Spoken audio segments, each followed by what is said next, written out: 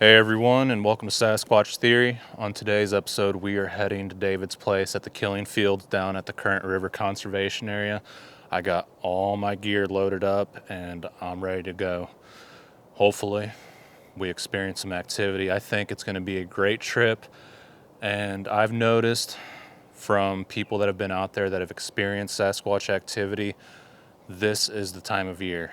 It's probably about late October. I'm not really sure. I think it's the 23rd of October.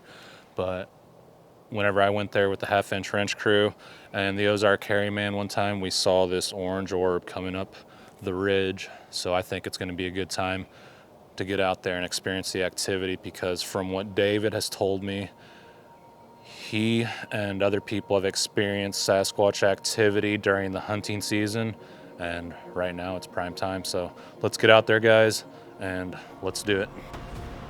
I have been researching the killing fields in the Current River Conservation Area for several years now.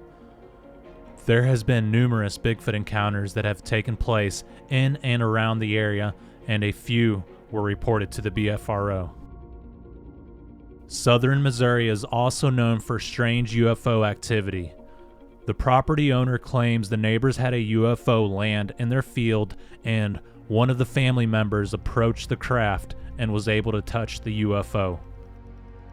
It could be possible there are entrances to the underworld in these remote areas of Missouri, and possibly there is a complex network below the surface.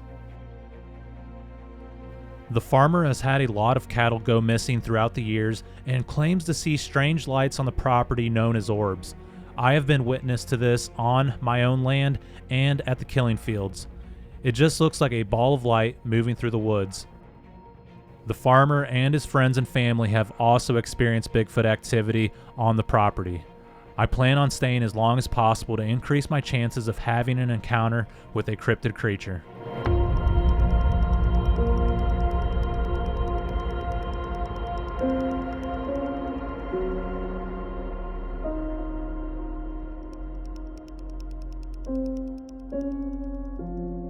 All right, my friends, we have arrived at the Current River Conservation Area, and we're on David's farm property. I went to the store, got some food, and now I'm gonna set up my camp.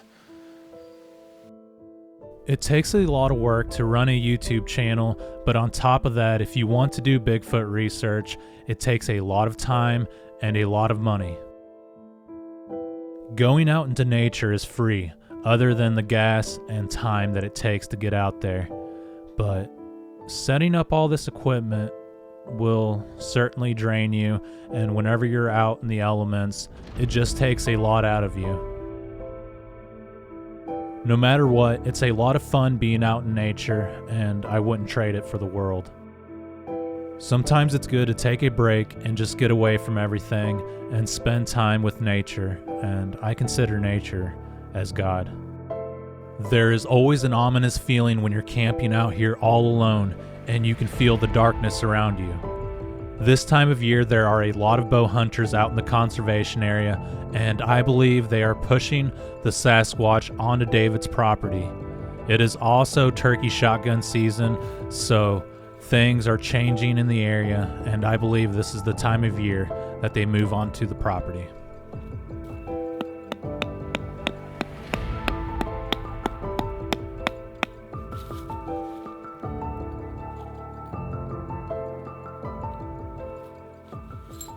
Alright, I finally got the tent set up. Took a little while, but I'm finally done. The weather's awesome today, and I'm so excited to be here. David should be showing up here in a little while. I think he had a foot doctor appointment, and it's gonna be awesome, guys.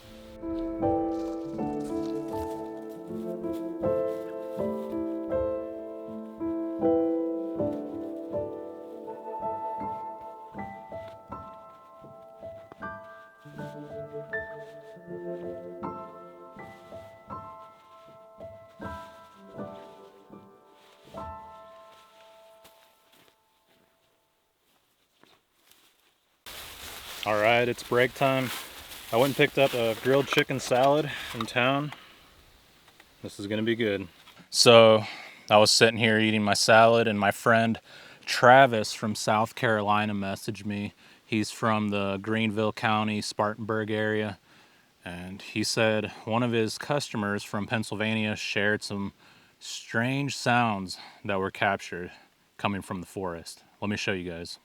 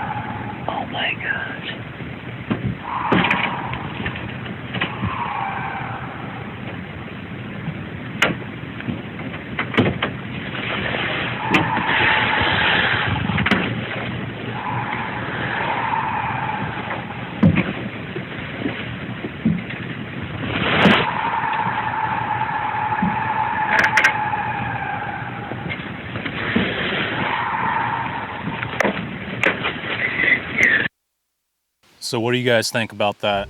Pretty unusual, right? It doesn't sound like any known animal that would be out in the woods, and it doesn't sound human either. I believe it's a Sasquatch. What do you guys think? Let me know down in the comments below. I'm about done eating lunch, and I'm gonna finish up setting up all my gear. David should be here in a little while. Adam from the Half Inch Wrench crew should be here tomorrow, and we're gonna do a lot of work. We plan on venturing out in the conservation area on the e-bikes and going down logging roads, searching for any sign that we can possibly find.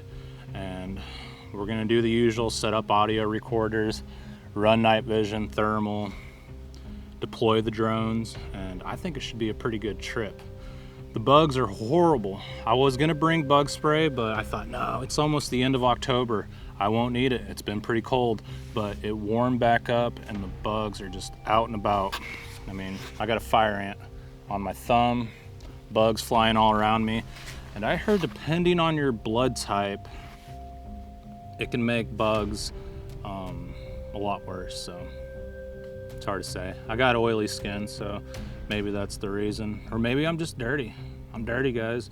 I've been out here in the woods. This place will drain you, and it's pretty wild. Like, whenever I come out to the killing fields, I'm usually drained by the time I set up all my gear. And that just has to do with packing up the entire day before, driving all the way out here, setting everything up, and then before I even get started, I'm whooped, guys. I'm whooped.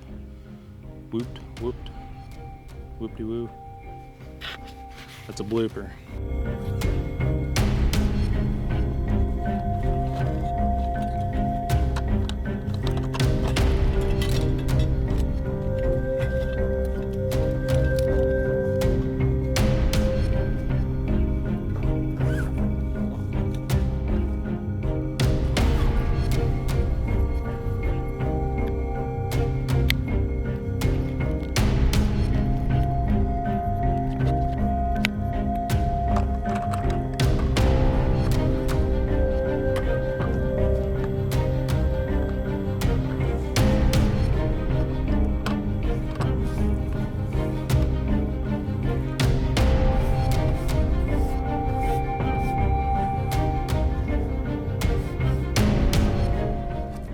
All right, guys, I finally got camp all set up.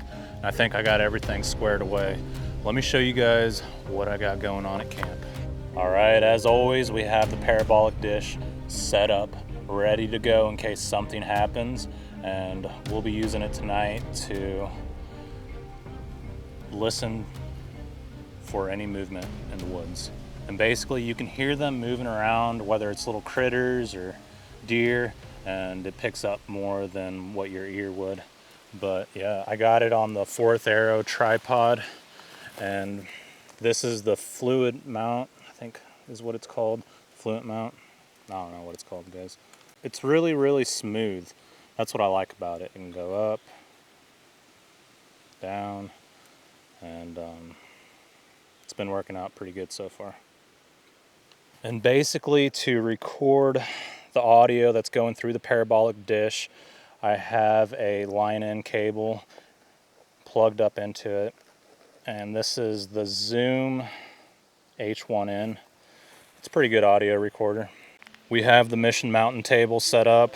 Honestly, I wouldn't recommend it. It fell apart earlier and all my stuff came crashing down. Luckily, I didn't open up the energy drink yet. But yeah, my camcorder and all my gear was on there and it just came crashing. The Cabela's chair. This thing is awesome. I love the Cabela's chair. It works really good. It's really comfortable and you can kick back, relax. It's almost like a cot, but what I really like about it is this pillow, and it's adjustable. I like it a lot. Another cool feature about this chair is this little table, and it's basically big enough to hold like your plate of food, your cell phone, and a drink. It's pretty cool. I like to put my thermal optics on there, my camera, and it holds up everything. All right, guys, I'm gonna show you my new secret weapon. So this is an airsoft helmet that I purchased, and I found a mount online for my Pulsar Axion 2 thermal device, and it's gonna be awesome, guys. I even got this little patch. It says Forest Service Department of Sasquatch. I think it's awesome. And another cool thing about this is I have the Walker earbuds with omnidirectional mics, and basically it's like a walking parabolic dish. I decided to attach the Olympus 720 DM audio recorder to it, and there's a line out going into, sorry guys, there's a line in going into the Walker earbud. So basically what I hear through the earbuds will be recorded on the audio recorder. But yeah, it works out pretty darn well. I'll show you guys how it works. So yeah, I don't know if I look like an idiot. I probably do, but it's really cool because I can go hands-free with the thermal optics. I can hear everything that's moving around, and I think it's pretty awesome. But yeah, basically the optics goes down. I can even adjust it if I want to.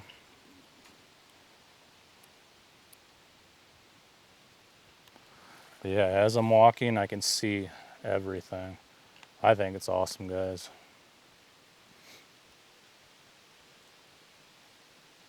Wow, you can really hear extremely well with these Walker earbuds. I think this is awesome. It was a good idea. It took me a while to piece it together, and I'm really impressed by the results. But yeah, I'm able to film and still use the thermal optics. I'd like to have some night vision, but I can't afford it at this moment. So the thermal is gonna have to do. But most of the night vision that I've found doesn't record video. I think there is an option, like another attachment you can buy for the thermal optics to record video, but I haven't figured it out yet. But yeah, this is really cool. I think you guys are gonna enjoy this, and I think we'll be able to capture some evidence with it. If not, it's a really cool piece of gear to have, and I've been using it lately to walk around my place at nighttime. And yeah, I think if the Sasquatch come out, I'll be able to record thermal. I'll have my night vision camera in my hand, and we'll be able to get 2 different points of view. What do you guys think? Let me know down in the comments below. Is this Stupid, or do you think it's a good idea? Honestly, I don't care because I'm just doing this to make myself happy, and it makes me pretty happy. I mean, I don't think any other Sasquatch researcher has thought about this, and if they have, they haven't put it together. So it's gonna be cool. We have the trusty low pro backpack, and right there I have the remote control for my Sony camcorder, the red light that Bill gave me on the last trip out there in Madison County. I have the Leatherman. I use that so I can screw things to my camera, and got the 9, of course. Right here we have an attachment for the GoPro, or you can basically attach your GoPro to this piece and it can click off of there, and you can add some other accessories to it, but I like that. I think it works really good. It's the spider holster. It's been working out pretty well. We have the Gerber knife right there. Love the Gerber knife. If you guys want to see it, there it is. We have the Nightcore flashlight, and it also has infrared.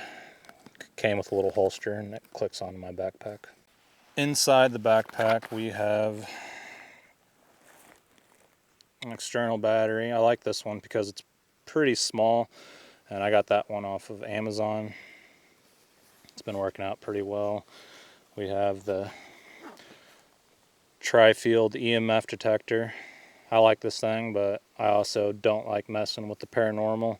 I guess Bigfoot kind of falls in that category, but we have yet to find out.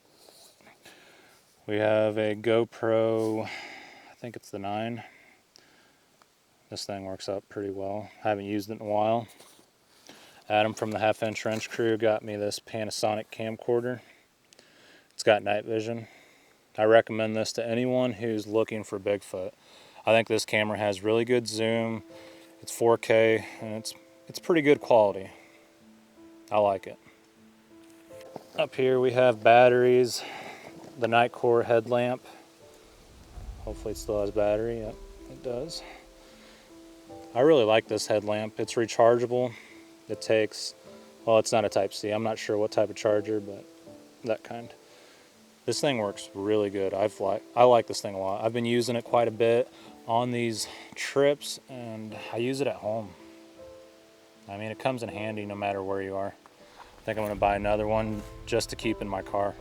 Right here we have some extra SD cards just in case, a bunch of batteries, and just some other accessories, some tripods. Right here we have a USB drive, another line-in cable, some Sasquatch Theory business cards, another little tripod mount. I mean, I use it for like audio recorders or whatever I need at that moment. Right here we have the 4th Arrow tree arm. You can connect your camera to it or whatever you want, and the hat. So here we have the DJI Mini 2 drone. It works pretty good. I mean, one thing I don't like about it is the batteries will die if you don't use it, and they take a long time to charge, so that's kind of a bummer.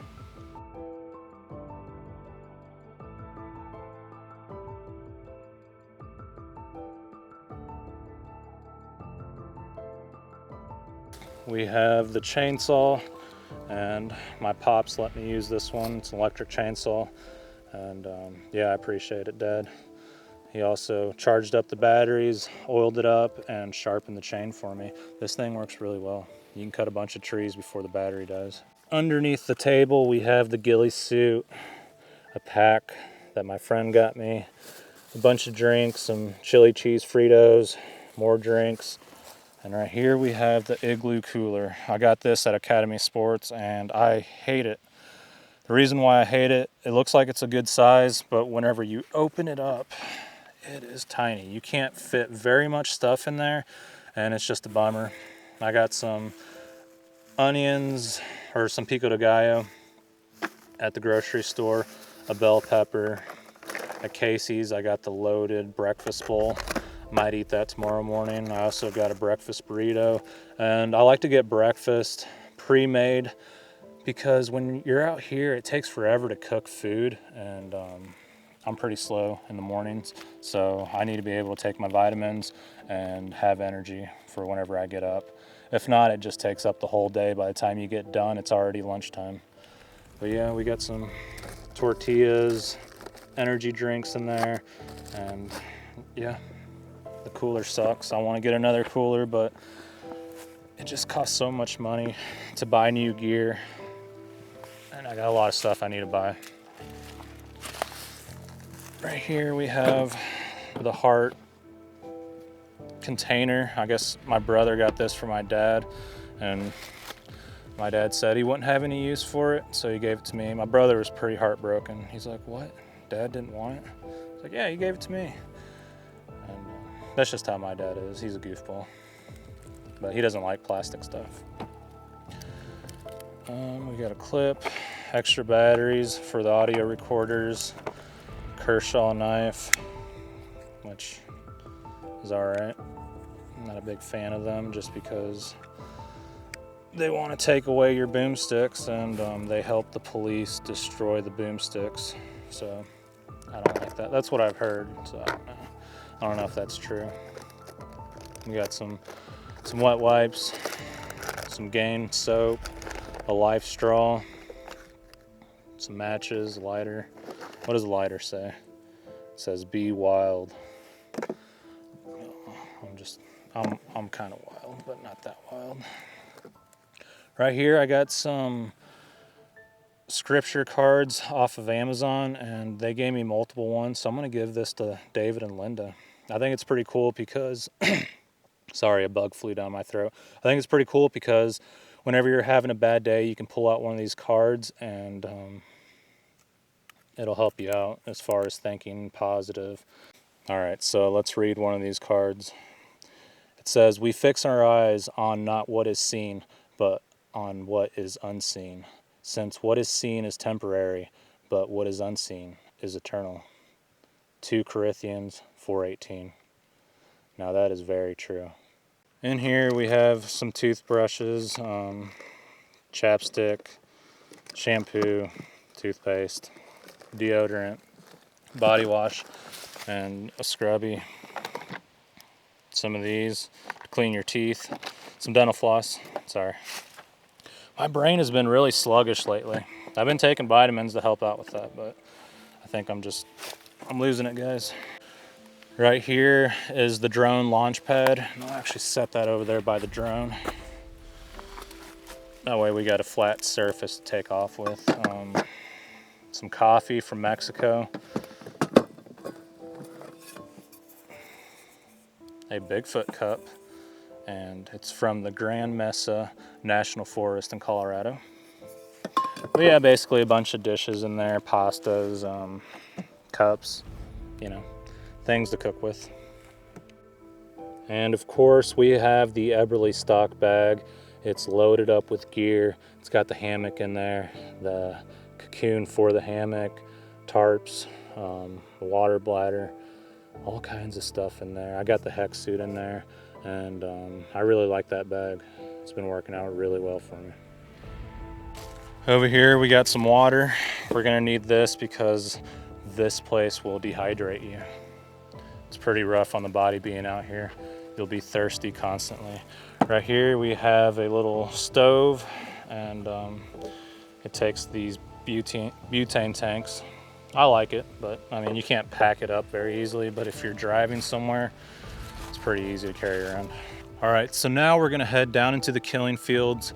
We're gonna drive the Ford Ranger down there, and we are going to set up this Spartan Go Live 2 game camera, and basically this will send photos to my phone and video as well. So if there is something strange going on out here, we might be able to capture it on the Spartan game camera. This thing was really expensive, so everything that people donated to the channel went into buying one of these cameras. I wish I could afford more, but we're gonna have to start off with one. This game camera was a little bit over $400. I think they're cheaper now, but I had to buy the battery, the solar panel, and the yearly plan that was like $200. So it was about $1,000, maybe a little bit more than $1,000 to get this camera. We came out here before to set it up in the killing fields, and for some reason it wasn't working out. I had to send it back in to Spartan, and I think they're located in Georgia, and they couldn't find anything wrong. What we figured out was the memory card that was in there was junk, and that's why it wasn't taking photos and sending them to my phone. So I basically came all the way out here, set it up for nothing, and then had to tear everything down, take it back to my house. I couldn't figure it out, and then I sent it off and they sent it back. It was a pain, guys, but it cost me a lot more money to send it back as well. But I'm glad I finally got it figured out, and it does work pretty well at my place. But out here, service is pretty iffy, so we're gonna see if it works out, guys. But yeah, let's go down into the killing field, set up this game camera, and we'll find out if this thing actually works.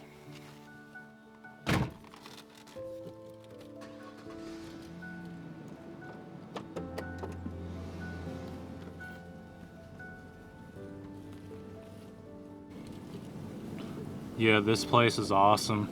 It's just completely surrounded by forest, and it's really deep in southern Missouri. I mean, people that live around here say you're not really that deep away from civilization, but compared to the rest of Missouri, yeah, you are. There's not a whole lot of people out here, and there's a ton of wildlife, and it's just a good place to get away from society, but also you run into some strange characters when you're this deep down in the south. But I think it's a really cool area.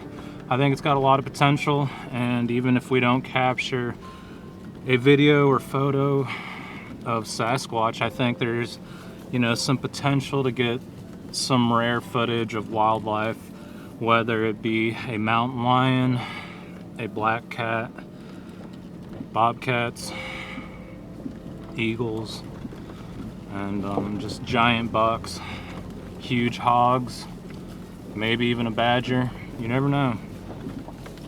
Looks like this road's pretty tore up. I think it's pretty secluded out here, like I said, and I think it'd be awesome to live out here and raise a family, but with it just being me, I wouldn't want to live out here. There's not a whole lot going on, and you know, it'd be hard to make friends with people and, you know, link up with others who do Sasquatch research. Wow, this road is pretty rough. I'm glad I brought the Ford Ranger. There's no way the Mustang would be able to go down these trails, and yeah, I'll keep you guys updated whether I see any wildlife or I run into anything strange. All right, I'll tune back in with you guys whenever I get across the killing fields, and we'll set up this game camera. It's just beautiful out here this time of year. Oh boy, hopefully my Ranger can make it. I'm telling you guys, this road is rough, but it's not too bad. I know right around this turn right here, it really slopes down, so we're gonna have to be careful. Yeah, we're gonna drop down that.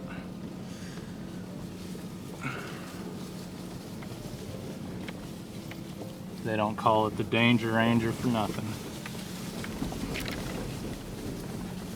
All right, we're dropping down into the killing fields, and I couldn't resist from filming. This place is awesome.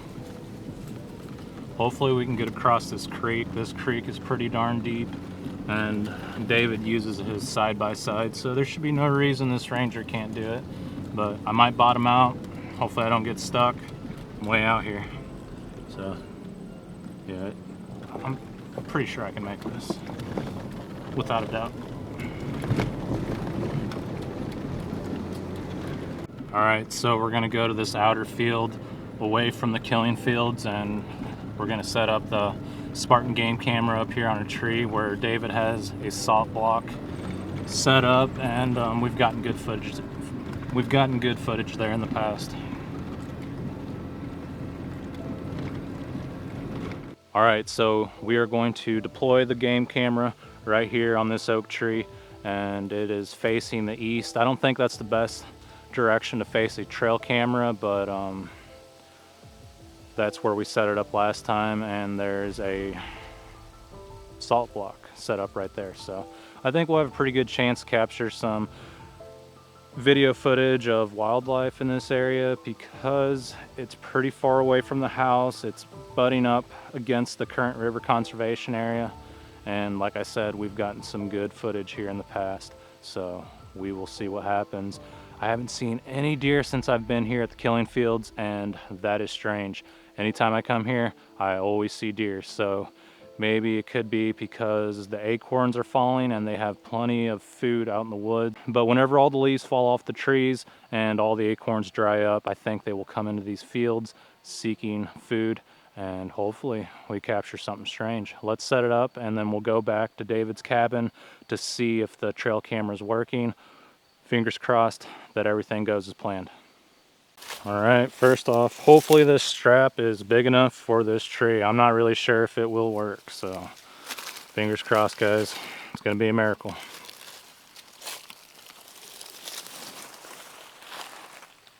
I don't think it will. No, this strap won't work. All right, so I took the camera that was on there and I took it off the mount, and luckily this thing had a hole in the back to where I could screw it into this mount, and we should be able to use this. Hopefully David doesn't mind.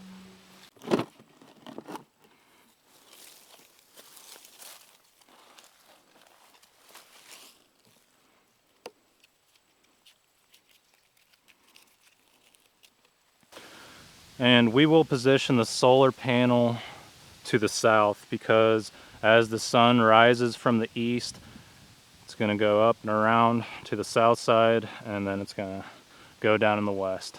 That's the plan. Hopefully the solar panel gets enough sun to charge up the battery to keep it going for a few years. But if not, we can reposition the camera somewhere else. And that's the plan.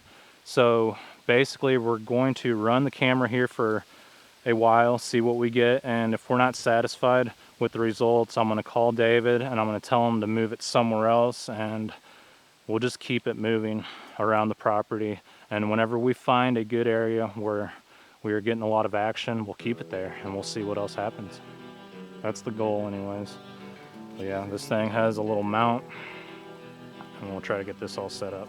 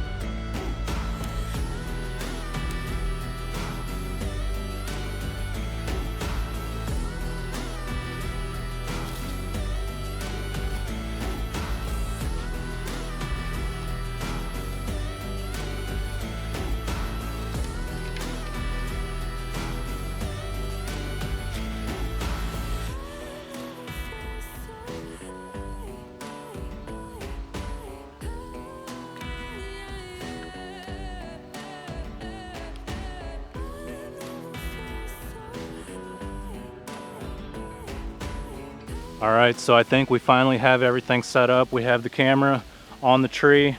We have the solar panel set up facing the south, and it's connected to the battery. The battery runs into the solar panel, and that's what's gonna charge up this battery. And then another cable is going out from the battery and into the camera, and that's what provides juice for the trail camera. But now the moment of truth, my friends.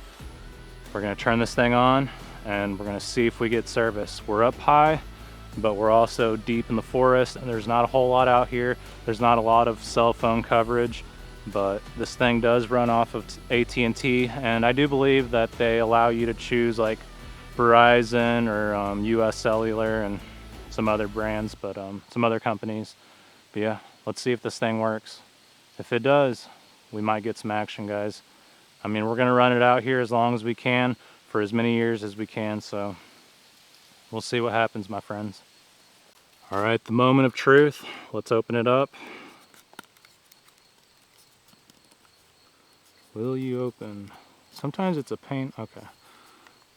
All right, the moment of truth. Let's open this thing up. We'll turn it on. We'll see what happens. You don't have to be there, AT&T. System initializing. And the cool thing about this camera is it has a screen right here, and you can see what's in view. So I'm gonna walk up to the salt block and we'll see if I'm in view.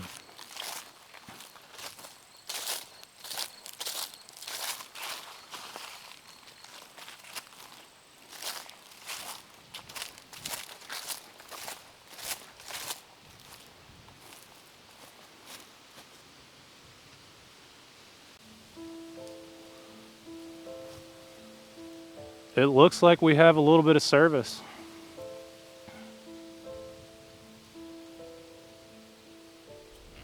Let's close her up.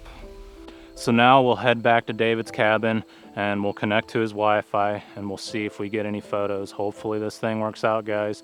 So the plan is to go back down to the cabin, talk with David, and see what else he has experienced since the last time I've been here.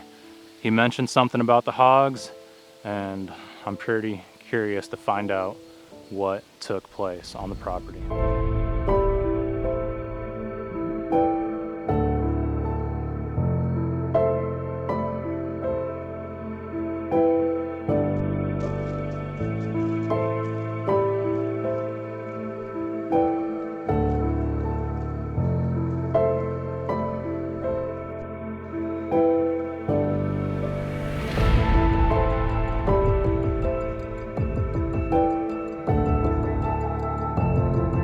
It just would happen, you know, but Yeah, we're not ready for it. That's usually how it goes. but Oh, whenever I was setting up, I heard something walking up the ridge behind you, and it sounded like I don't know if it was a deer, but it got so close it stopped and everything got quiet. I was like, maybe it's deer. You know, they were coming up here to get some persimmons or something, Yeah. and they realized, oh shoot, there's a truck there. There's somebody there. I don't know what it was though, but that's that same direction where the orb came from, right over there. And I think that's where they're coming from. I really do.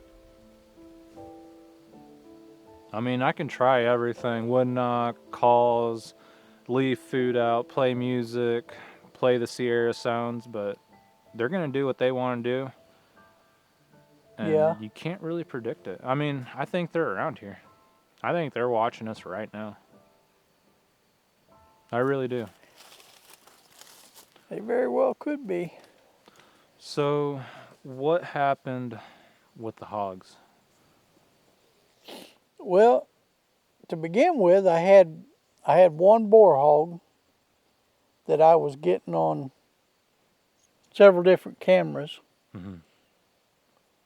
I'm pretty sure it was the same hog. But then, after about 2 weeks of that one hog, then I started getting more and more and more. And I got a hold of conservation, and they sent, first they sent a guy up here, and he tried to bait them, oh my, for 6 weeks, I guess. Mm-hmm. And they just wouldn't come in constantly. So they sent him to another area and brought this guy in now. He's a retired highway patrol. And he'd been in the highway patrol for, I think he said, 28 years. And so he's kind of learning. But they set up a trap, and they got 4. They got 2 little ones and a sow and a boar, bigger hog. They was probably 175 pounds. But the little pigs was probably 60, 70 pounds a piece. So I took them, after they dispersed them, I loaded them in the bucket of the tractor and took them over here where I take all my dead animals. And either the next day or the day after, I had just cut trees that blowed down. I just cut them out of the road and started up there to check the camera that I've got on top of the hill up there by the pile. And there was one of the biggest log of the whole bunch that was actually downhill, was taken uphill and put across my trail. Now, if that log had been just turned around and put in my trail, right there where I had put it, I wouldn't have thought a whole lot about it. But it wasn't. It was picked up, carried about 10 feet up the hill, and put across the road, put across my trail. So I took the tractor up there, and I had a hard time moving it out of the road.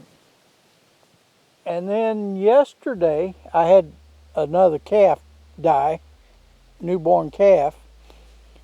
And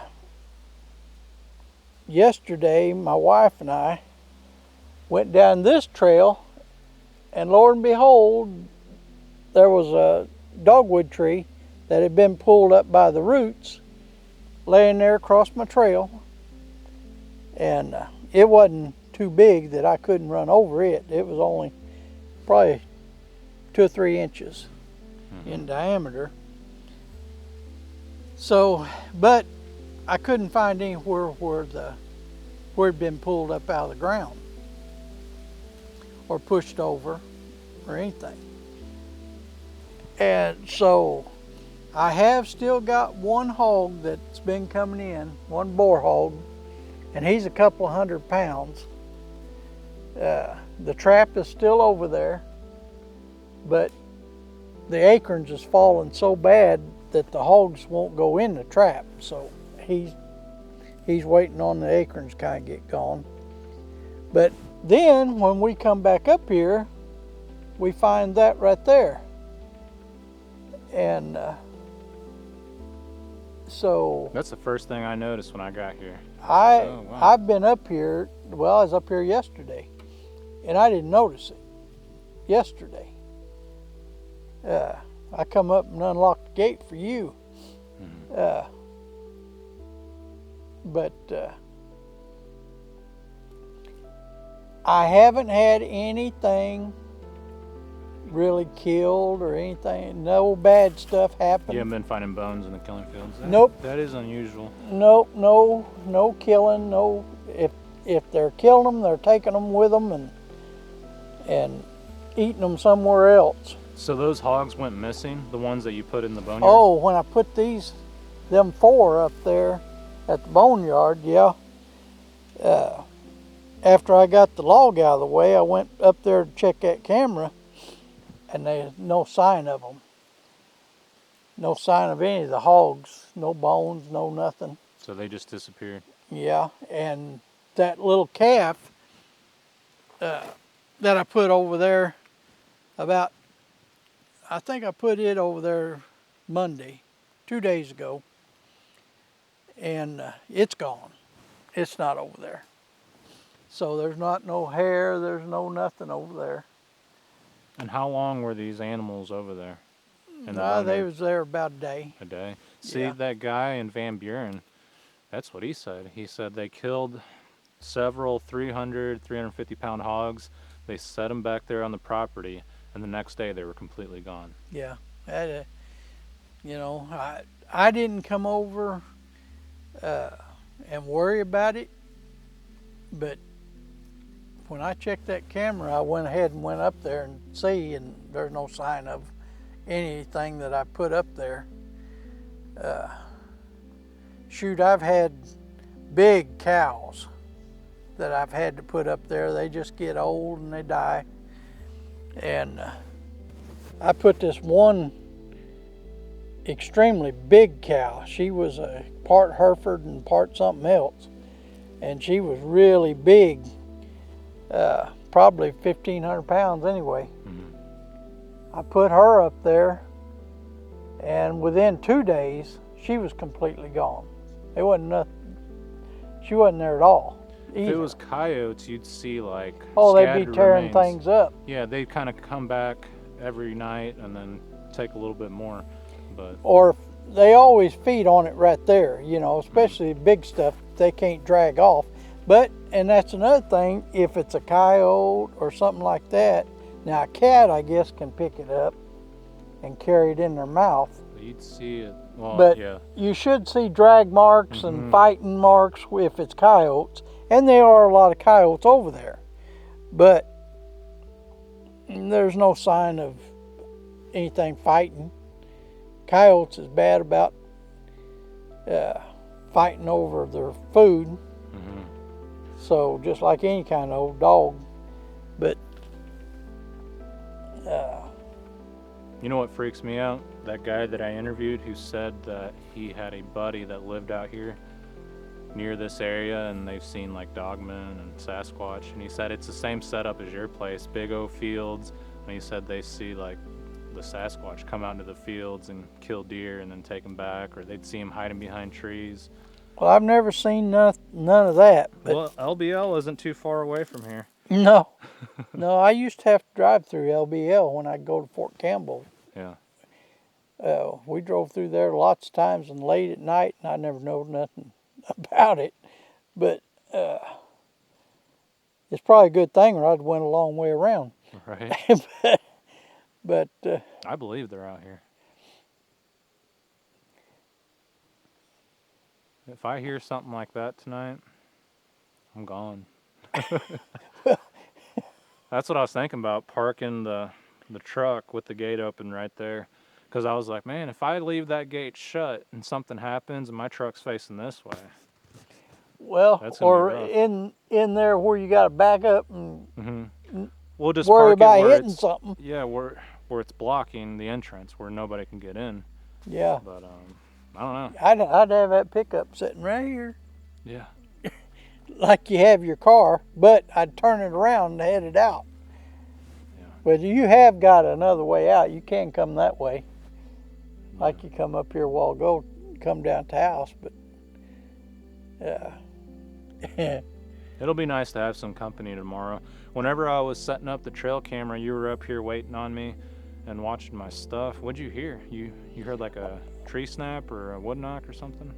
I heard a big whack, real loud, right down there. See, whenever I was up there setting up the camera, that's what I heard down that way. And you heard it down here behind me? Yeah, Well, that's the direction it where was down there. that possible exit is. But I'd been here probably 5-10 minutes with that. I heard a faint one, and I couldn't tell exactly if it was a hickory nut falling or. But that loud one, it just whack, real loud. We'll find out. We'll find out if something's here. I mean, if it is, hopefully I can capture it on video camera or on one of my recorders, and that's the best we can do. I was actually thinking about that the other day, the recorders that I had set up down by your house by that pond. Remember, it sounded like a big old rock was being flipped and you could hear like a wood knock after that. That was strange. I don't know. I don't think that's a cow. And that photo that you got, it looks like people said it was like a bear or a cow. I don't know what that is. I don't know I either. don't even know. Somebody said it was a raccoon, but it'd have to be an 800-pound raccoon. Well, is that the one up behind the house that we thought was a small one? No, that No? other photo you got recently. I don't know, like a big black creature. Big black with white on it? Yeah. Oh, yeah. I don't know what that is. I've looked and Yeah, I don't know what that is either. Got several pictures, can't be and that's small. the same. That's the same camera mount that where I got the hair. no, really, From that's that that- same area. Yeah. We might get something good. We'll have to bait that area up. You got one of those trophy rocks there. But Yeah. I mean, Yeah. maybe if we leave some peanut butter jars. You're not wanting to attract them to the property, I know that. But Well, I just want to get some cool photos. the thing about it is, I think they're probably just here, come and go as they want to. Oh, you But- know what? I talked to a lady yesterday, and she said when she was a little girl, she went, I think it was into Tennessee, to visit her uncle, and he had like a moonshine. Still, Yeah, moonshine still, and she remembers him talking about Sasquatch and how he had to shoot at them several times, but she said that they were getting into that moonshine still and drinking the alcohol, and I was like, well, maybe they were looking for the mash. Yeah. Because she mentioned the corn, like, that she thinks they were getting into the corn. And I was like, Yeah. no, they're known to like that stuff. Oh, yeah. As far out there as that sounds, that's what they're getting into. And like you said, the hogs, the bears, all critters like it. I think cattle even like it. well, the USDA guy, that's what he said they used, and he promised me he could get me pictures, but he couldn't do nothing about it. But then they moved him too, shipped him out to Colorado. And did you tell that USDA guy that you were having Sasquatch activity? Oh yeah, Yeah. yeah. And he knew about him, huh? Yeah, I always think about that. When he first showed up, I told him that it was every 2 weeks that something was getting killed, and I told him, I said, it's been 2 weeks, so it's time. We went right around the corner, and there was a deer laying there with a broken neck, and he's the one that actually, we've already talked about this, but he's the one that actually investigated it. Mm-hmm. And so, but when he left and I come back over, and I had the camera mounted on my old mule, and I was sitting there, I putting up a camera on that deer with the broken neck, see what was coming back to it. And as I was putting the camera up, I just left the mule run, and it was sitting there idling, and something was coming off this hill right here down into the field down there where I was at, and just busting trees and making all kinds of racket. And that camera picked that up, and that sitting there with that mule sitting there running. Mm-hmm. And it was loud enough that it scared Linda, my wife, whenever I let her listen to it. I just said, well, time to go. That is something don't want me here, but Yeah, that's scary. You also said, I don't know if it was Jason that was hunting out here, oh yeah. where there was something big moving around him, and it was like making a big circle just far enough where he couldn't see what it was. Well, something actually also slapped the side. He was sleeping in our pop-up camper, and it just got the canvas sides on it. And it was about 2 o'clock in the morning. Something slapped the side of that canvas right there by where he was sleeping, and he couldn't go back to sleep the rest of the night. Yeah, he said he could see like fingers, or like it was feeling the canvas. Now, if it had been me, I'd have been up and away I'd have went. But he's a lot tougher than me. Adam told me that his friend that had activity out here in the park, where the Sasquatch were eating the gut pile, Yeah, he said that's right down the road. yeah. From Pretty what much he before you get described to to Trail me. 12. He said somewhere between here and Trail 12. Yeah, But I don't know. I told Adam we're going to try to stay out here as long as possible. And he's bringing his walkie-talkies, but I told him I want you to stay here one night, and I'm going to go out there to Trail 12 and camp for the night. And we can talk back and forth on the walkie-talkies. And if one of us is getting activity, we'll just shoot over here. you go over there. Yeah, or he'll come over there. But I think that's a better way to experience activity, because if we're both filming the same thing, doing the same thing, we're in the same spot, and there's so much land to cover. Yeah. But I don't know. The only good part about you being together Yeah, is that you got a witness. That, watch your- multiple cameras too, different angles, and you know, we can validate each other's stories or whatever we document. Whenever that orb was coming up that hill, Mm-hmm. things happen like that, and you think, oh crap, what is that? You know, and you stand there with a camera in your hand. Mm-hmm. Oh, I was filming, but I was talking in front of my camera, and I look over, and Here it come. Adam's filming. He didn't even say anything to me. Like, what the heck, man? Did you see the e-bike? Oh, I had this out here the last time, huh? Yeah, Yeah, I like this thing. yeah, it's, I might have to bring it to your house after the battery dies and just let it charge up. that'd be fine. Yeah. Really? 2 hard tops the other day. What year? They're in the 65 models. Oh, wow. So classics, huh? Yeah. So where exactly did all of this take place at? Well, this little tree down here, see that scrape right there? Yeah, there's scrapes all over the place. So the deer are definitely hitting up this ridge.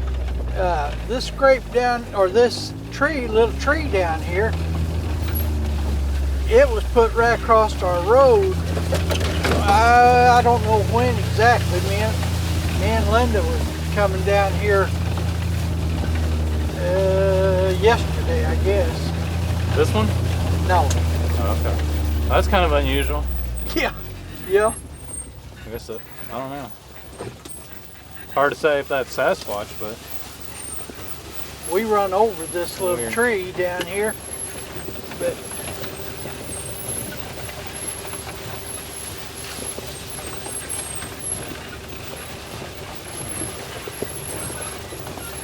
I just put that other little dead calf, this little tree right here. yeah. Yeah, let's check that out. See Is it all right if, if I get out? yeah, see if that root, see if it was pulled up right there. I didn't get out. I didn't see no hole there. I mean, maybe, but it doesn't look like it. It No, looks like if it was loose, it's been carried there. yeah. Cotton picker keeps swamping my roads. Well, I Had got a lot something of take dead off. trees. But yeah, it looks like the roots are all broken. You can tell that they've been snapped. Yeah, it's And just you can been, find, like right here is parts of the root. Huh. Yeah, that is unusual. And it's directly across the road, huh? yeah. Yeah, I run over it. Broke it yesterday. Yeah. You want me to move it or No. not leave it there? No, it'd be all right. Yeah. Yeah, I'll take you over and show you the big log.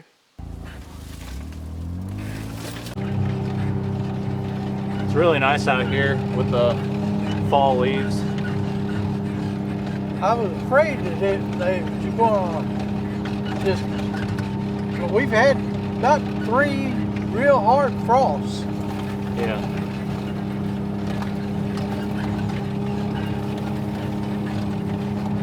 And hog traps right over there. Have you guys got any photos of hogs? Oh yeah, Yeah. got a lot of pictures of them. So they're out here.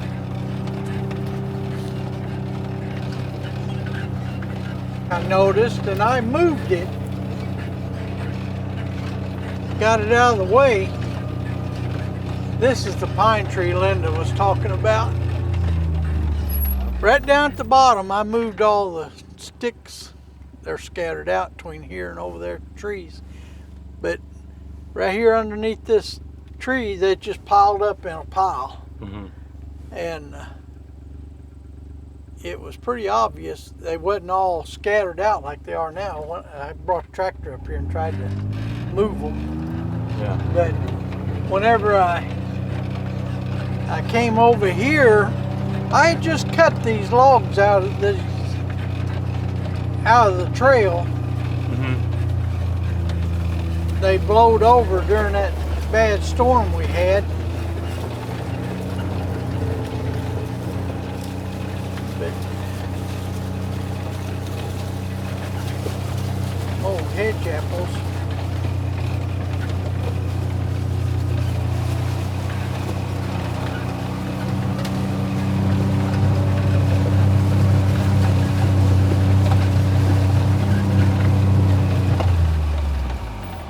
That's the log that was across my trail.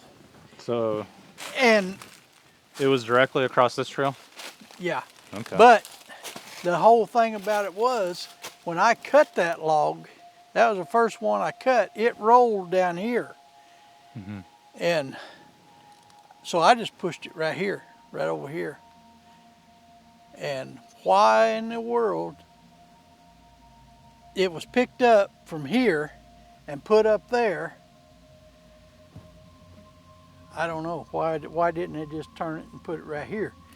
But So you're saying it moved the log up there? yeah. Was it directly across to start with, or was it off to the side? No, it was laying like that one right there, Okay. right here. And then when you came back, it was directly across the trail. Yeah, up there. Wow. See my holes? It's heavy enough going up this hill here that I had a hard time pushing it up out of the way. Yeah. With my tractor. My tractor dug these big holes. I was trying to get it out of the way so I could go up through here. But Those are big trees too. the biggest log of the whole works is put across right here.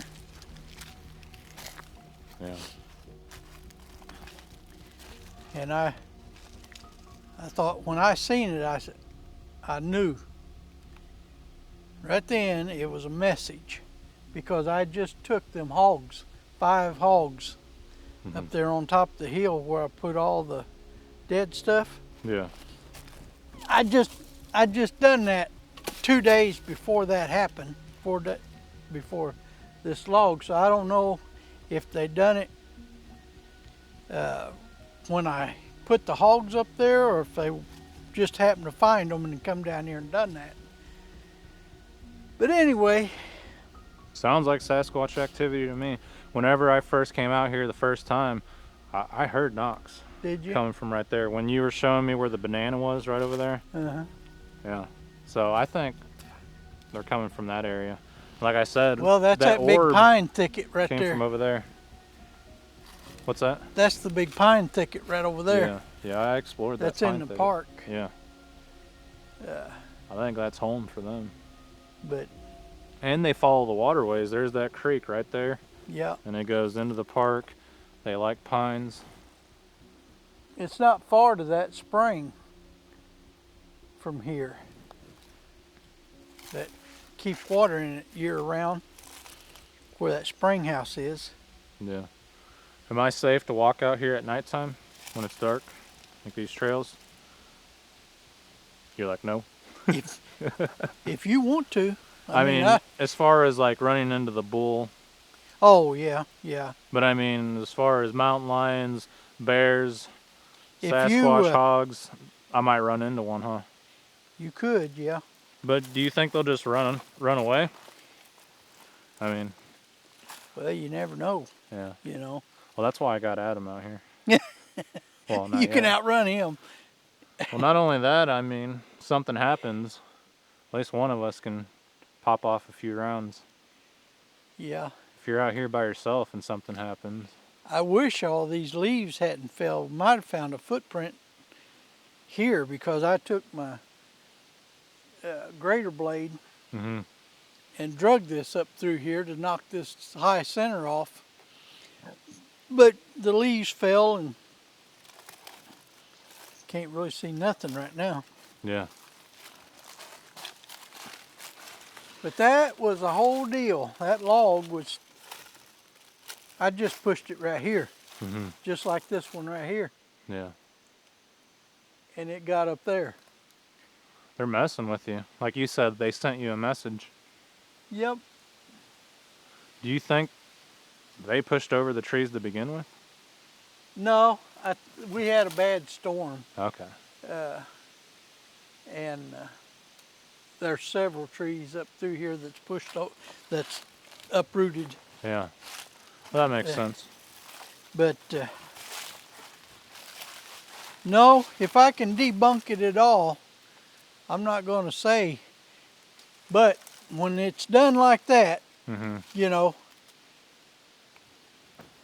even a human being is not going to pick the thing up and put it up there because the thing probably weighs 800-900 pounds. Yeah, I don't know what else could move a tree like that. Because he knew, The conservation guy? yeah, he knew what I'd been doing over here, cutting these logs and everything. Mm-hmm. So I brought him and I showed him right after I found it. And he said, that's strange.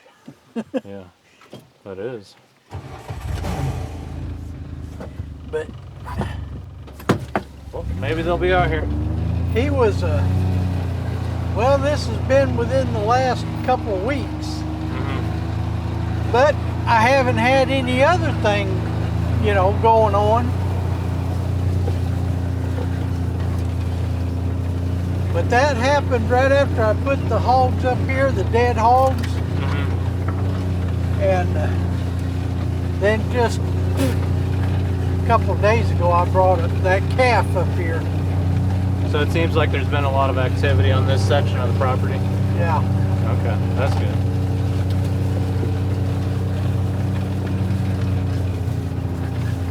I'm just glad they leave me and my animals alone. I think they like you.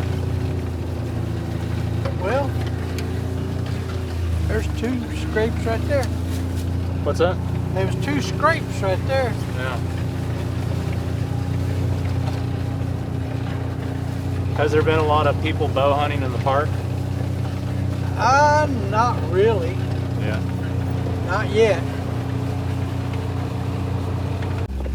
So that's the boneyard? That's where you took the hogs? That's the boneyard right there. Okay. That camera right there. Okay. I think it's got to have batteries. Well, that camera that was sitting up on that little mount, I took it off and put it next to your recliner. The batteries were yeah. dead, but that's where I put my camera because the strap wouldn't go around the tree, so I had to use that little mount where you got the hairs. That's fine. Okay. Glad it fit there. What's that? I'm glad it fit on there. Yeah, me too. And if we don't get very many photos there, you can always move it somewhere else, maybe to that center ridge or... Oh, you'll get a lot of deer pictures Yeah. there, and maybe a hog, maybe elk. I get elk, deer, bobcats, coyotes, turkeys, a little bit of everything there. Yeah. It's all the stuff I'm hoping for. I hope I can get some photos or video of like a black cat, elk, Sasquatch, dogman, Well, Ozark howler, something. Orbs, skinwalker, Wendigo. I hope you don't get none of that here. No, I know. But I'm saying if there's a chance, I hope they walk in front of the camera. Hopefully they're just passing by, not dwelling in the area. Because I'd hate for them to call this place home. Me too, because everything's pretty peaceful right now. Well, that's what you want. That's how it's been like at my place. Now I'll see the lights every now and then, but that's pretty rare. I saw haven't them last winter. They were moving through the woods. It looked like a car was driving through the woods. I haven't even got any orbs or anything lights of any kind lately on any of these trail cameras.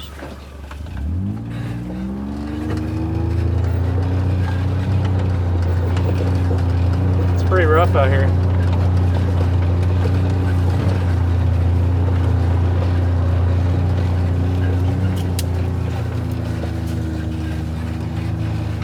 I imagine when it rains, it really washes up these trails. It does. I noticed that. Oh, Whenever I did you? first pulled up, I was like, huh. Maybe it's something. Maybe they fell that way. Well, I thought that was a dead tree, but it ain't. I'm not sure. I thought the same thing though. Miguel, all the dead trees are over there on the other side. Mm-hmm. I don't know. I think I'm gonna get some action tonight. That's what I'm hoping for. I hadn't noticed that. Yeah. That limb that's holding this over, Mm-hmm. Yeah, that's what I noticed it's for tucked and weaved underneath this big limb right here, it. Yeah. and it don't have no.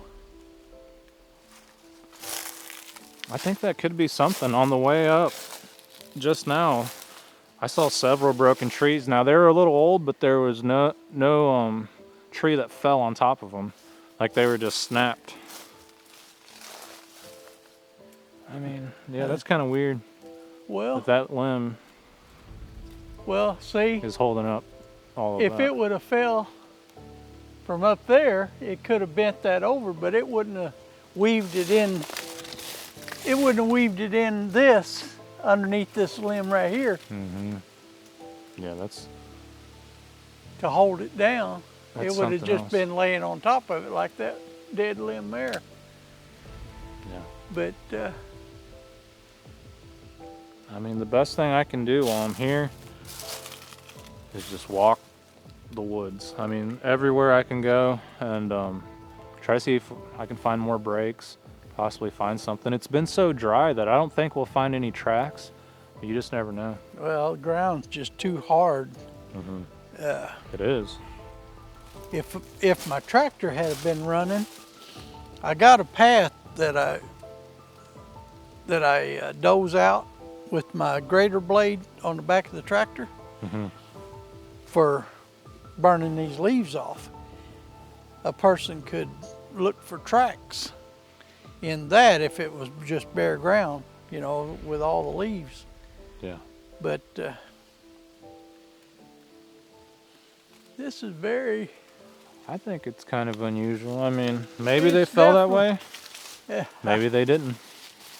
We'll find out tonight. they could pick them up. Well, Let's say it was just this.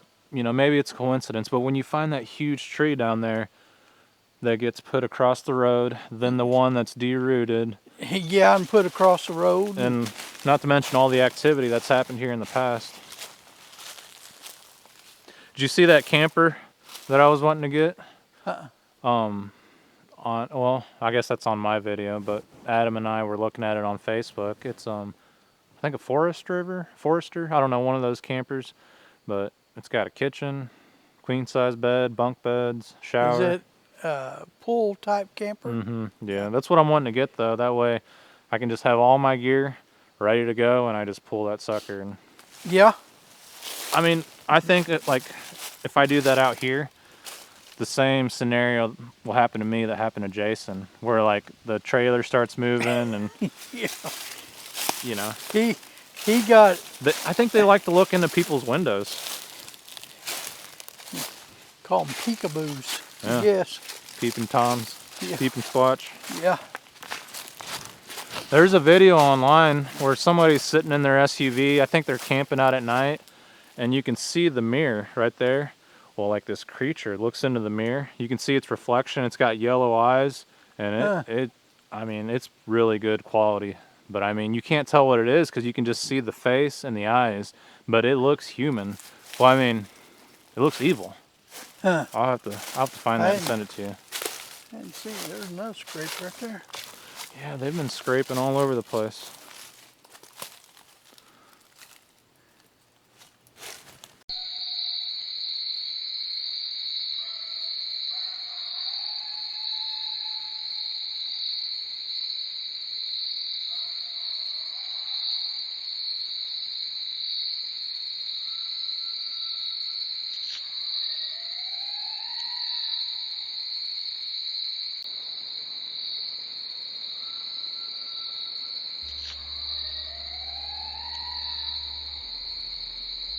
with all the stuff that's been going on, you know, even though I haven't heard anything, I haven't been sitting out on the porch Yeah. lately. As you were talking, I heard something moving. I mean, it could be squirrels, but that's one thing I've noticed about this area. I don't see very many squirrels. There might be a lot of birds. Well, Like there prey used to birds. be some squirrels out there on that big tree that's right on the other side of the fence out there. A couple of fox squirrels. Yeah. But I don't see. I was sitting here for about an hour watching your stuff, and I never seen the first squirrel. Yeah. I did see an armadillo. Well, it's that same spot where I heard something earlier moving up the ridge. But I'm going to focus my parabolic on that ridge. Well, I'll get out of here, and no, you're fine. you can take you a good nap maybe and rest up a little bit. Yeah, I always say that I'm going to rest, but I'm Because you might running around nonstop. have action tonight or something. I hope so. I hope they give me a show. Well, you better be careful what you wish for. No, I hope they do. Yeah, I hope they scare the tar out of me. I really do. These little gnats getting it all in my eyeballs. Yeah, those gnats are bad. They were getting in my ears and biting the inside of my ears. You want to keep this bug spray? Do you So got can any spray- extra? you can I don't want to spray take your- your only bug spray. You can spray your tent. All right, so I can confirm that the trail camera is working. I went down to David's cabin, connected to his Wi-Fi, and there were photos. So it looks like it's gonna work. I think it'll be really interesting if we captured something that has been hidden for many years, whether it's a Wendigo, a dogman, a rake, skinwalker, a Sasquatch, or the orb phenomenon. Heck, you never know. A UFO could land right in front of it. I know that probably won't happen, but you just never know. Being all the way out here, I think we have a chance, because where I had the camera set up at my place, I wasn't getting too much on the trail camera. But if that doesn't happen, which it probably won't, it would be really cool to document some mountain lions, bear, hogs, elk, wild horses, you name it, they're out here. So I think that'll be really cool. And one really neat feature with the trail camera is whenever you receive a photo, you have the option to get a high definition photo, and also you can request for a video, and basically Spartan will send you a video clip of whatever photo you want. So I think that's a really neat feature. And another cool thing is the video footage will have audio, and whenever I'm at home hours away, I can change the settings from the app on my cell phone. So that'll be really cool. And I can also add David to the account, so he can receive photos as well. And another neat feature is it has live mode, so I can just hit live and the camera will turn on, and I can watch it from my place and monitor these fields, which would be really cool. So if I get a photo of a dogman or a Bigfoot, I can hit live and then also hit record on the live feature. But you never know. I mean, I think we might get a good shot at something, whether it's wildlife or cryptid creatures. And even if we don't get anything, maybe we document some trespassers or people that shouldn't be back there, and it'll help David out. I know he said there's been a conservation agent coming out here and setting up hog traps, so I hope that this camera will help aid the conservation agent with tracking down these hogs, because they've been tearing up the property, and that costs a lot of money, because David raises cattle out here, and if the cattle don't have fields, then you know it's bad on David's livelihood. But Yeah, the bugs have been terrible out here. I just sprayed bug spray all over me, and it doesn't seem to be working. Hopefully we get another frost and it'll kill off these bugs, or if it cools down, I think it'll slow them down. But yeah, I'm planning on cooking up some food, getting the smell out there, possibly starting a fire. I'm not sure because there's been a drought here in the Midwest and everything is bone dry, but I think we'll be all right to start a fire. We have been hearing strange noises. It could be little critters. I know David mentioned that he's seen an armadillo, so it's probably what it is, but I keep hearing movement on both sides. And I do hope that the Sasquatch come up and terrorize my camp. I mean, I hope they scare the crap out of me. I mean, that's why I'm out here. And that's the freaky thing. We hope for activity, but when it finally happens, will we be able to stay out here? And in our minds, we think we will, especially for the people that are really into Bigfoot and the people that are searching for them. But I can tell you firsthand, when they show up, it will scare you to death.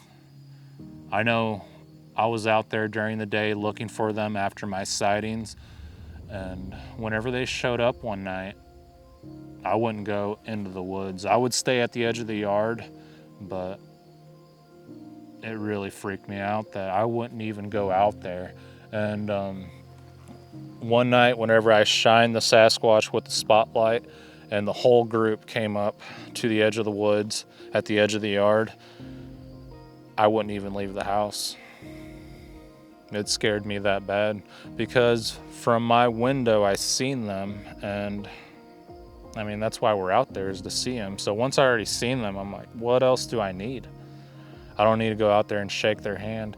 I was scared to death. It terrorized my well-being. I was freaked out. I mean, I couldn't believe that they were out there. So if they show up here, I'm not going to have the safety of my home, and I'm going to be trapped out here. I hope it happens. I really do. I hope that the Sasquatch show up tonight and they are so active that I won't be able to handle it.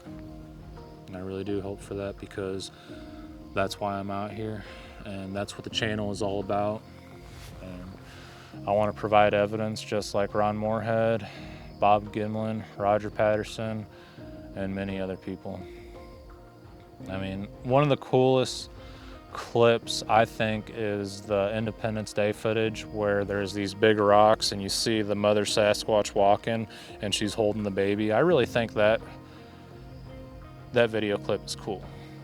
And I think people have mentioned, I think I watched it on Mountain Beast Mysteries, that no one was able to find out who the owner of the video was, or if they did find out, I believe the guy passed away. I'm not really sure, but I'd like to talk to that guy, see what happened.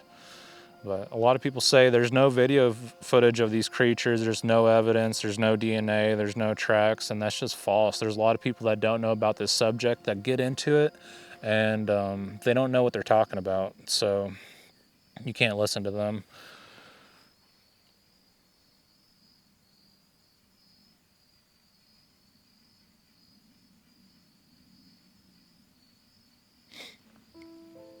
One really cool piece of footage is Timber Giant Bigfoot. I think that's what it's called, Timber Giant. And he films a black Sasquatch where I think he had like a gifting site. He had some apples, some nuts out there, some berries, and you can hear this thing rock clacking and it's smashing the walnuts, but he zooms into the creature and you can see it. It just looks like this brown creature, and he's trying to figure out what it is, and it gets up and walks off. Man, that looked very similar to the juveniles that I've seen on my property. Very, very similar. And once I seen that creature get up, I knew without a doubt that was a Sasquatch.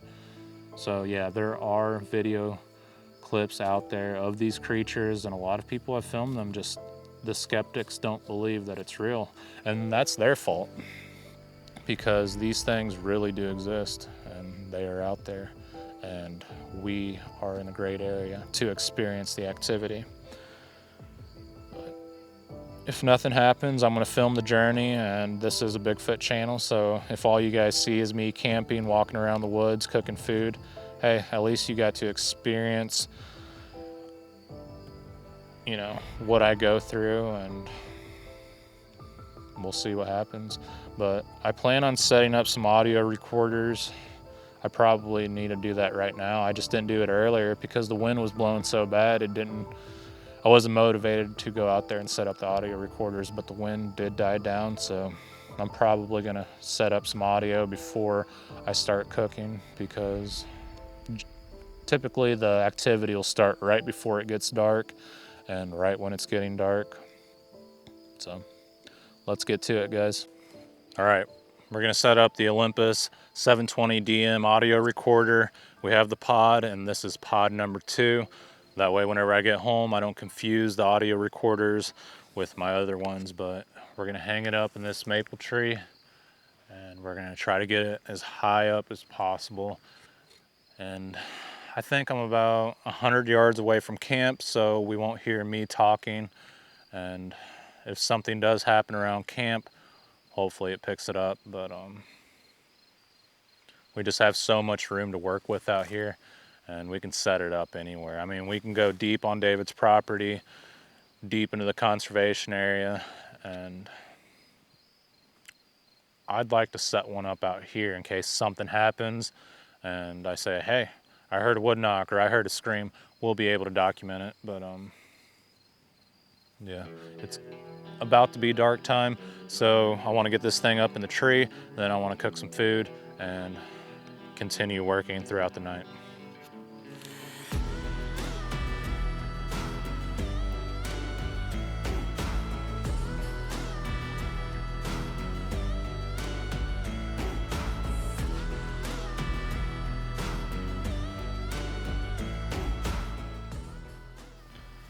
All right, we got the audio recorder set up on the maple tree, and it's right here where the road winds off away from my campsite and on the high part of the ridge.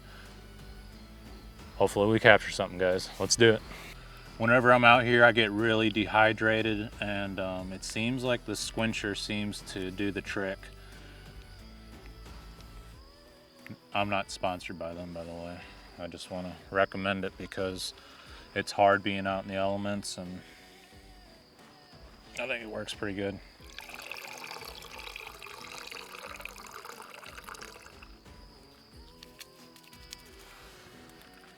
All right, we have the Coleman stove, and we are boiling 2 cups of water. We'll be cooking up some butter and herb pasta, and hopefully it's pretty good. This is from the dollar joint, so I doubt it'll be any good, but you never know. This stuff goes a long way.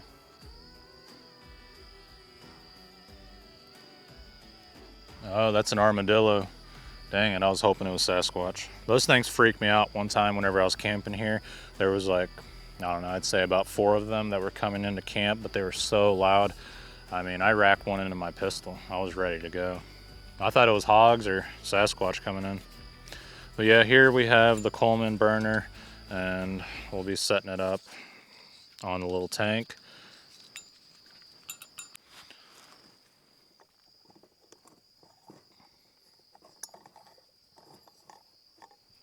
All right, so we're gonna cut up this bell pepper. Hopefully the Skerber knife will work out. I don't see why it wouldn't. Toss that out. Split that open, pull out the seeds.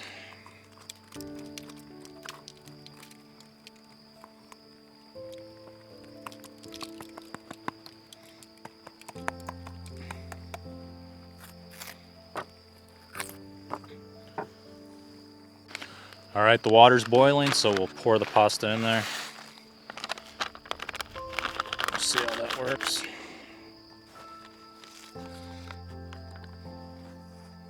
Here we have beef fajita strips. We'll add some salt, some black pepper, and some garlic salt to it. Add some olive oil to it.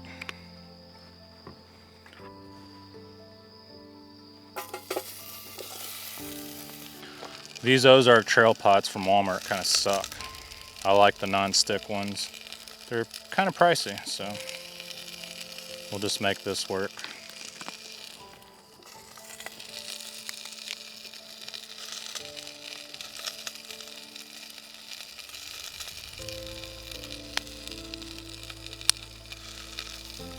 I just add salt and black pepper to everything.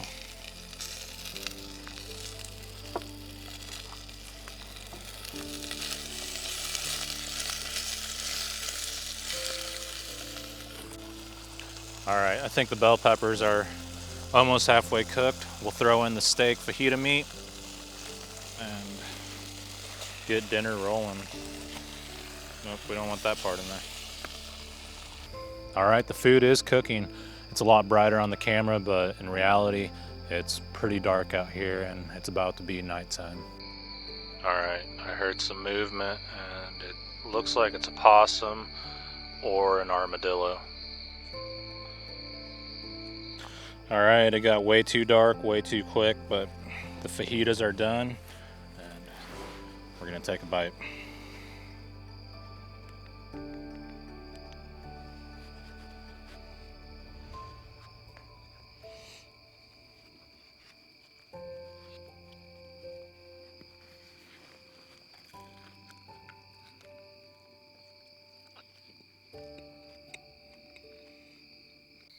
All right, so we have the Squatch battle helmet on.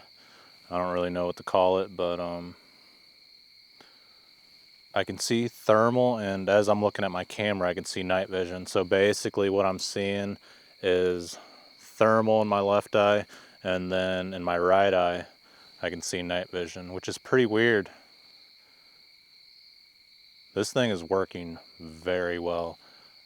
I can hear everything around me, and it's pretty neat.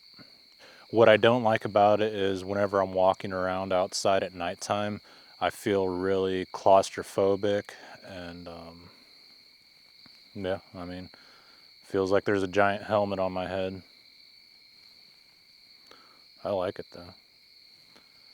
But I think if I ventured off into the deep woods, I would just be carrying my thermal because you can't tell what's around you. With the thermal device, you only have this field of view. You don't have a perception of what's fully around you, and I don't like that.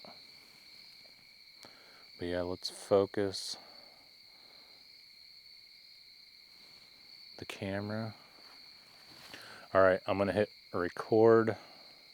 But yeah, as I look around my camp, I'm not seeing any heat signatures.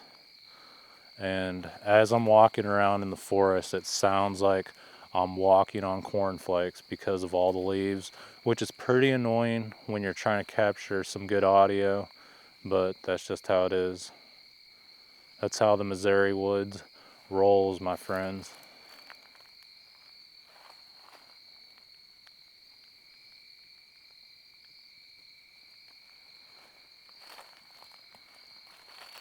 All right, I'm not seeing anything around camp, but what I plan on doing is venturing down the trail, and we'll see what happens. Like I said, I don't want to go all the way down to the killing fields with the battle helmet on because of hogs, bears, lions, squatch, dogmen.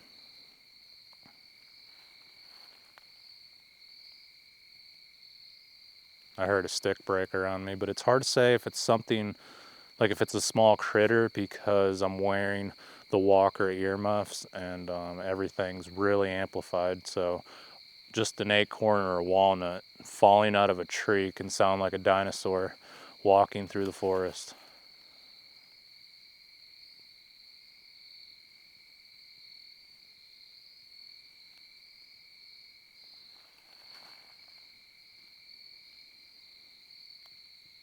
This helmet is really cool though. If you like to look for cryptids or wildlife, I highly recommend getting a helmet, and it works out really nice.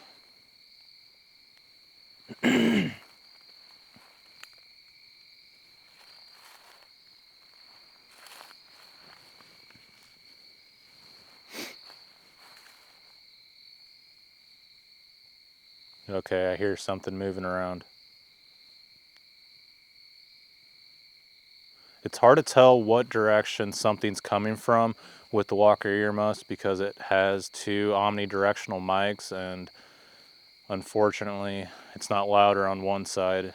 The same sound comes through both earmuffs, so that's pretty difficult. What I do like about the earmuffs though is it has the line-in cable, and you can plug up the recorder, and you can also plug up walkie-talkies, so that'll be pretty cool. Adam's supposed to bring some walkie-talkies, and I think that would be very beneficial for what we are doing. We did talk about me going into the conservation area and camping one night and him staying here, but at the same time, if something happens, whether it's danger or the Sasquatch come out and put off a show, one of us won't be there, so that could be challenging.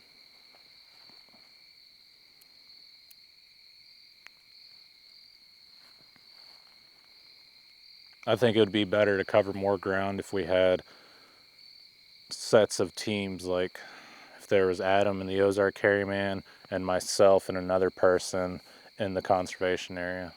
It's just, I don't know, I think it's a little too iffy to be out here by yourself, especially if you don't know the area. You could easily get lost, and there's no cell phone signal. So if you open up Google Earth or Google Maps, it won't load. So if you get lost, you're kind of screwed. Yep, we got a critter. I think it's the same possum or armadillo that's been walking around my campsite. I think he's waiting for me to fall asleep so he can rummage through all my food, but I'll be sure to put that up before I go to bed.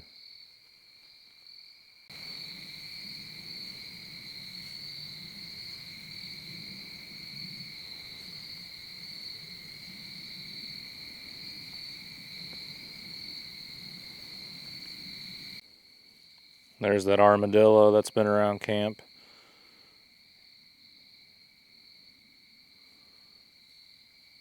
He's a pretty big guy. I actually figured out that armadillos can do ground thumps. There was one in my yard not too long ago, and I heard thump. And I don't know how they do it, but it's pretty similar to the Sasquatch. Not as intense, but pretty loud. And I guess rabbits can do it too, deer, and I think it's a warning. All right, guys, I'm seeing a light in the woods. I'm trying to film it, but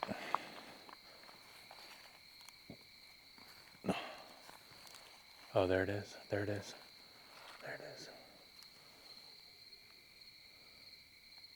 All right, there's a light out here. I'm trying to get it on camera, but it's not picking it up. It was bright. An orange light, guys. Where are you at? I'll sway back and forth, see if I can get it in view. There's a light back there. I can see it with my eyes, but the camera is not picking it up. We might have to go down there. Find out what the source is. But it's like an orange, yellow color. Oh. Cameras always let me down. I can't believe this camera is not picking up that orange light. What is going on? I guess I'll go down there to see what it is. I was really bummed out to find out that my wireless mics for my camera were not operating whenever I did my nighttime investigation, and whenever I went to edit the video, there was no sound, so I'm narrating kind of what I experienced that night. As I made my way to the killing fields, I heard a strange, what sounded to be a whoop. A strange whoop is the best I can say, but I'm not sure if it was a coyote. I was making my way down into the killing fields, searching for this orange light, and I later found out that it was David's dusk to dawn light. So that's what it was, guys, and it sure seemed strange at the time. There were a lot of animals moving around that night, and they were vocalizing like crazy. I heard coyotes, I heard owls, and some strange howls that I couldn't figure out what they possibly were. Maybe it was wildlife and maybe it was the Bigfoot, but I'm not really sure. Not everything is Bigfoot. We can't say that everything we hear out in the forest is a Sasquatch, but it was unusual to say the least. I believe the Sasquatch are making their way to David's property from the Current River Conservation Area, and the entire conservation area is surrounded by Mark Twain National Forest and a ton of private land and farms, so it is a very extremely vast area. In this clip, a white-tailed doe is trying to figure out what I am, and I think these creatures really rely on their nose to keep them alive and safe. David's property is a whitetail paradise, and any hunter or farmer would love to live here, but I also believe it is a cryptid research paradise for any Bigfoot researcher. I believe it is dangerous walking out in the forest at nighttime, but especially whenever you're in a deep, remote area such as this.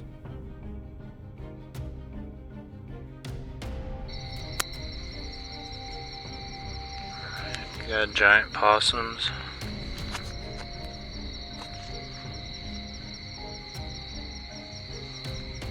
Let's see what else is around. Got something down here.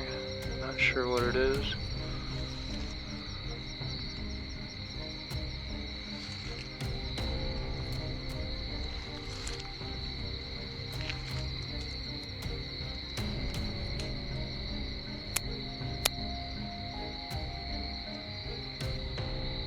I think it's another giant possum. It's pretty typical here in Missouri.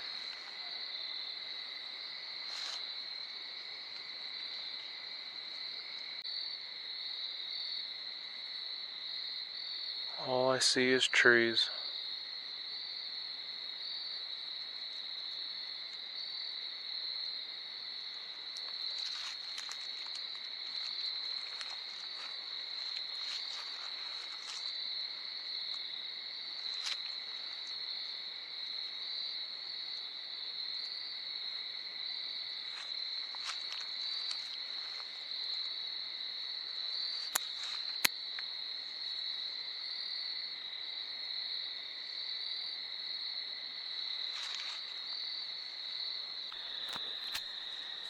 It's hard to do this one-handed.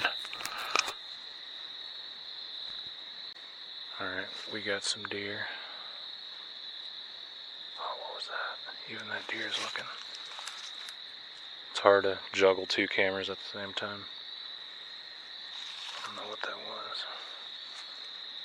Oh, that scared the crap out of me.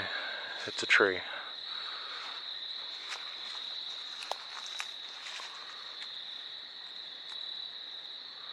That deer does not know what to do. Boo.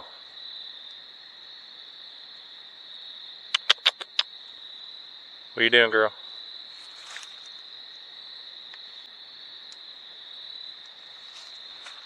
There's something down here. Wonder what it is.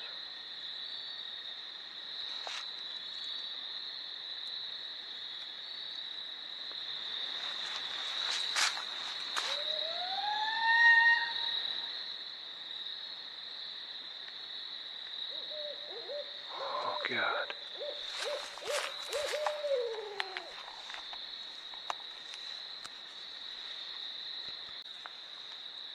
Oh, man, I'm shaking so bad. Whew. That deer's looking behind her. I can't hold up but two cameras at the same time. I'm freaking out, guys. You can see how bad I'm shaking. After that owl went off, I about lost it. It sounded like a Sasquatch. But yeah, I'm shaking pretty bad.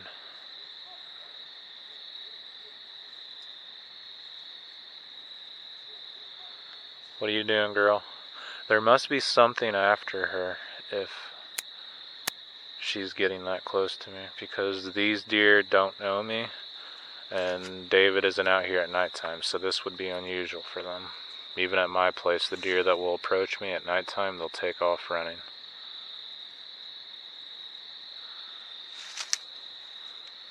Those coyotes after you? Huh?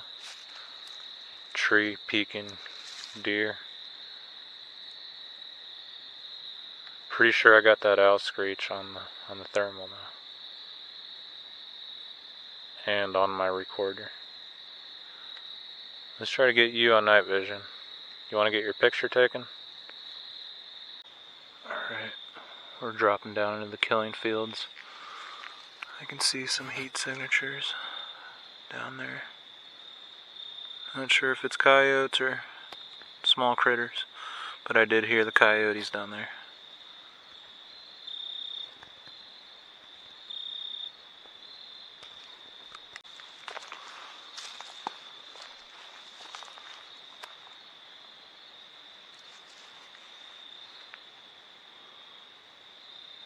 Man, it's spooky down here at nighttime.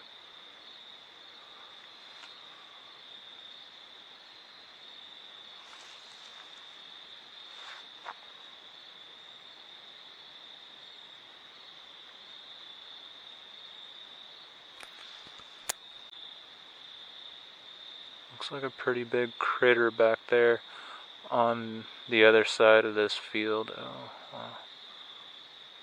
Maybe it's deer. It's too hard to tell. It's so far away.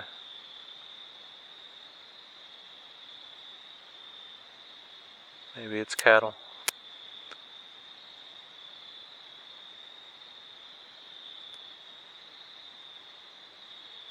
What the heck am I doing?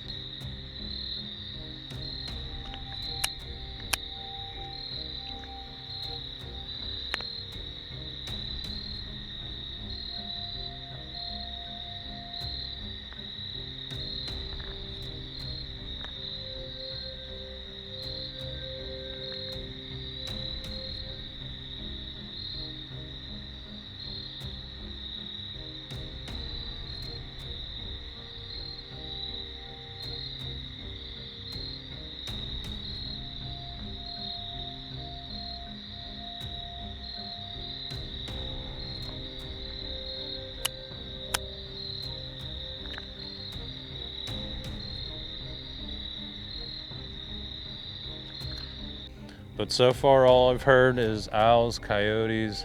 I've had deer walking around me, possums, armadillos, and so far no Sasquatch.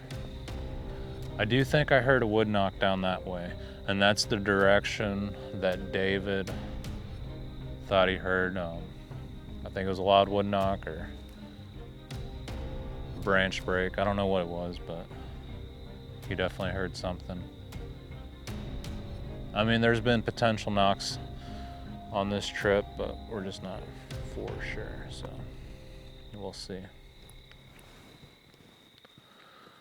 It's good to occasionally check the thermal device because you never know what's around you. Sometimes animals can sneak right up on you.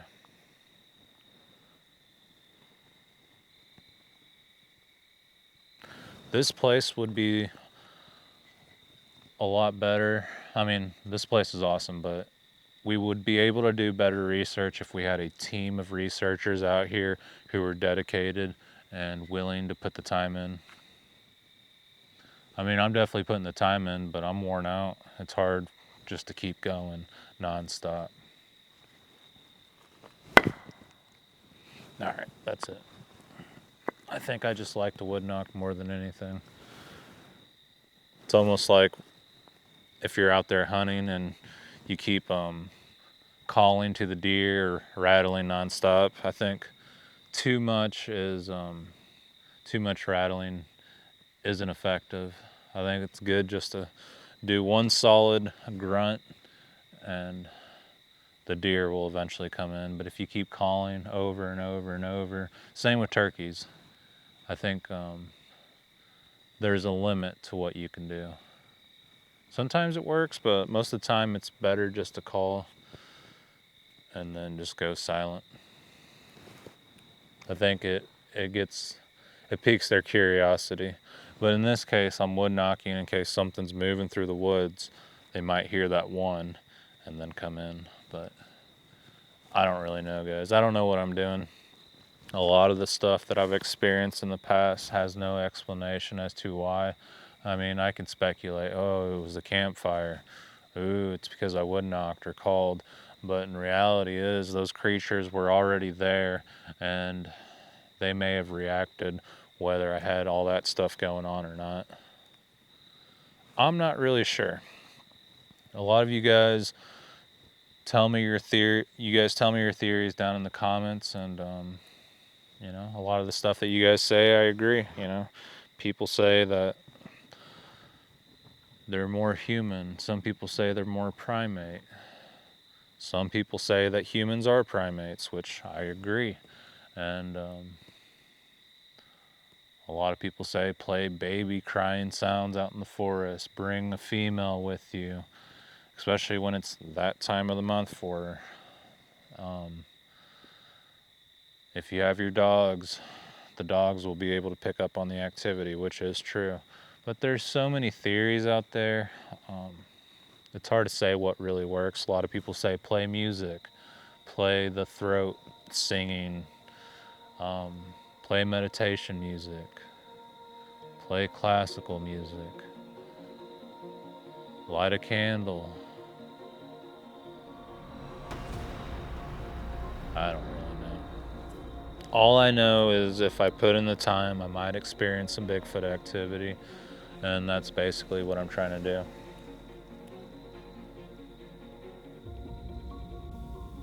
All right, the coyotes were going off like crazy, but I'm turning in for the night. It's about midnight.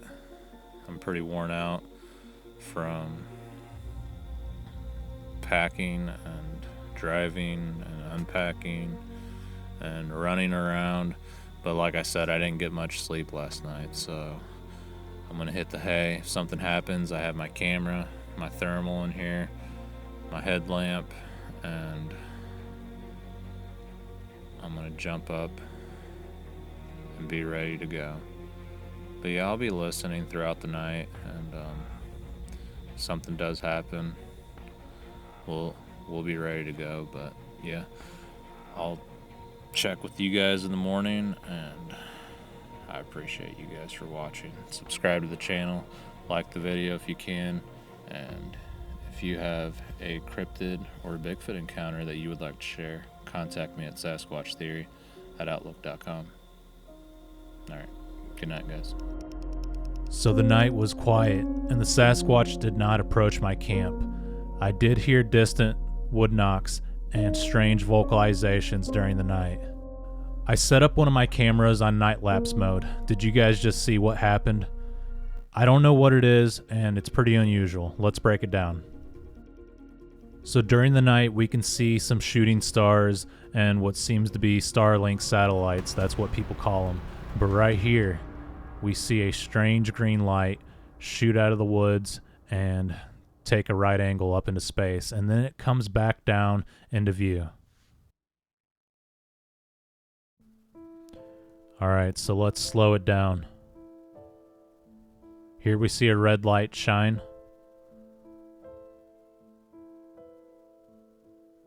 Now we see another red light and it glows. We see this green light shoot up into space and then it shoots off at an angle. And then you can kind of see some Starlink lights and shooting stars. There's the light again, and it comes back down and shoots down at an angle back into camp, and you can see the Starlink satellites again. Are they really Starlink, or is it something else?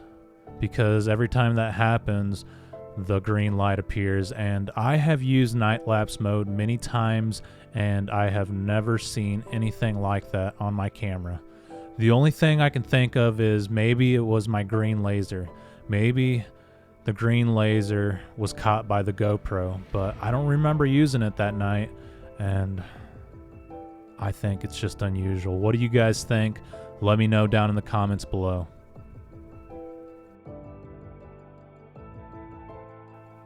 Alright, let's slow it down some more and let's have a look. There, it shoots up into the sky and then it shoots off into space. I'm not really sure what it is, but it's strange. And it makes me wonder why I felt so drained at camp, and it took me a long time to recover after I got home. But we'll see. There's the green light. Shoots back down. And that's pretty strange because if it was my laser, I don't think it would have an angle like that. But I really don't know. You guys will have to give me your thoughts down in the comments below, and I believe it adds credibility to the property owners that keep saying they're seeing strange lights in the fields and in the forest. I got no motivation to get up, but the show must go on. Alright, it's the next morning. I survived through the night. It was pretty rough, I'm not gonna lie. My throat's hurting, my body's aching, and I was just sitting around thinking about my life and things I've done wrong, things I've done right, and probably a lot more that I've done wrong than right. But I'm gonna try to get up and make some coffee and plan my day out. I'm not sure what that was. Adam should be here in a little while, and kind of excited to have more than just myself out here. It's pretty terrifying walking around the woods at nighttime around here because you just don't know what you're gonna run into, and I don't know. It's pretty freaky to be caught really far out in the middle of the woods at nighttime with a predator that might not be happy that it ran into you, but yeah. Let's get things going, my friends. In the next video, Adam, my friend from the Half Inch Wrench crew, who also lives in Missouri and does Bigfoot research, will show up to investigate the property with me, and hopefully 4 eyes are better than 2. The Sasquatch are extremely elusive, and on rare occasions people will catch glimpses of them when they least expect it. And these creatures are very aware of their surroundings, and they are always on guard. I think it's easy for any skeptic to not be into the subject because they simply do not believe in the Sasquatch creatures roaming the forest of North America. But once you experience the activity, it will completely take over your mind and you want to learn more. That's why people are so into the subject, and they're willing to put it all on the line to figure out what's really going on. Once you see or hear one of these things, there's no going back. Be sure to like the video and subscribe to the channel, and if you have a Bigfoot encounter you would like to share, please contact me at sasquatchtheory@outlook.com, and be sure to stay tuned for more Bigfoot research videos from the killing fields.